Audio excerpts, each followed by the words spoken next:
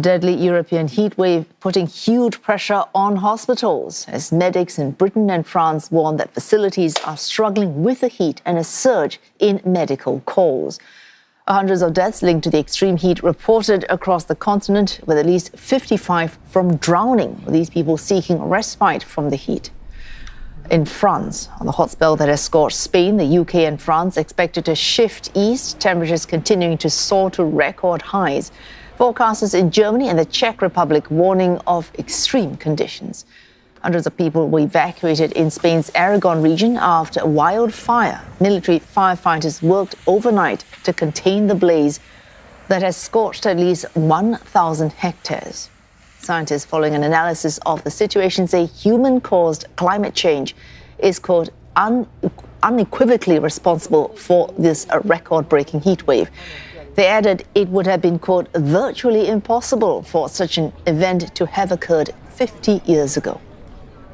So this analysis has found something that is not particularly surprising, which is that global warming has really increased the intensity of the heat wave that we are currently experiencing.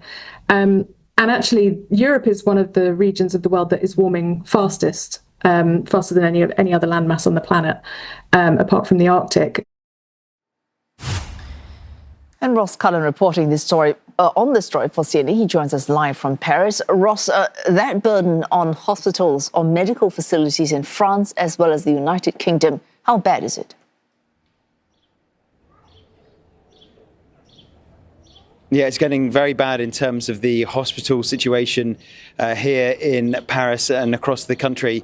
Wei Su, hospitals at a saturation point. I myself, just this week, have seen several incidences of paramedics here in Paris having to attend to people who've collapsed from the heat. The mayor of Paris warning that it's not just the elderly at risk, young people as well. They're not in school because the schools are closed, spending a lot of time outside, potentially not wearing suntan lotion, seeking shade or drinking enough water. Drinking alcohol is now banned temporarily if you're trying to purchase takeaway alcohol from a pub or to buy alcohol in a supermarket to drink it in a park. You can still have a drink if you're at a bar or restaurant with a pavement cafe, but it's an attempt by the Paris authorities to try to clamp down on dehydration. We're seeing a lot of hyperthermia, people getting too hot, not taking on enough fluids. 55 people have drowned in the last week here in France, getting into difficulty in the sea, getting caught in riptides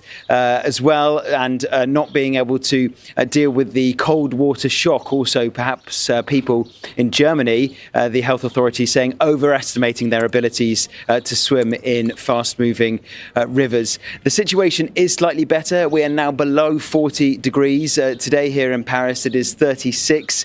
So that is better to be a few degrees cooler. It is still very hot in a city with no air conditioning. It's going to be 41 degrees this afternoon in the far east of France, and then that is going to move into Germany, the Czech Republic and Austria over the weekend, where they're expecting 41 to 42 degrees there on Sunday. Ross, this is just June, the start of summer. If France is already seeing record high temperatures, is it prepared for what will happen in July and August? Yeah, July, that's the next one, we believe. Forecasters already saying there's going to be another wave of heat slamming into Europe in about 3 weeks' time. There's already a shortage of air conditioning units. People in France are starting to get around to the idea that they would like to have a mobile air conditioning unit. The problem, they've sold out across the country.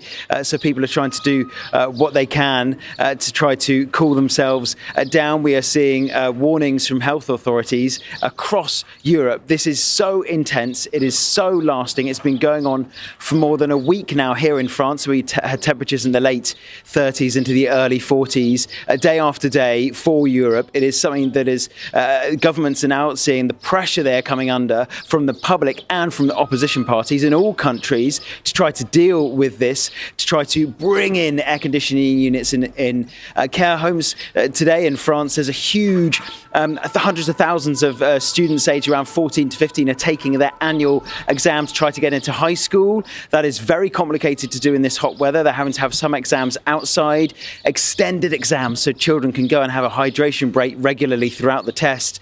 So they're really struggling with how to deal with this prolonged heat we are seeing in Europe. Wei Su? Oh, thanks. Ross Cullen there reporting for us for CNA live from Paris.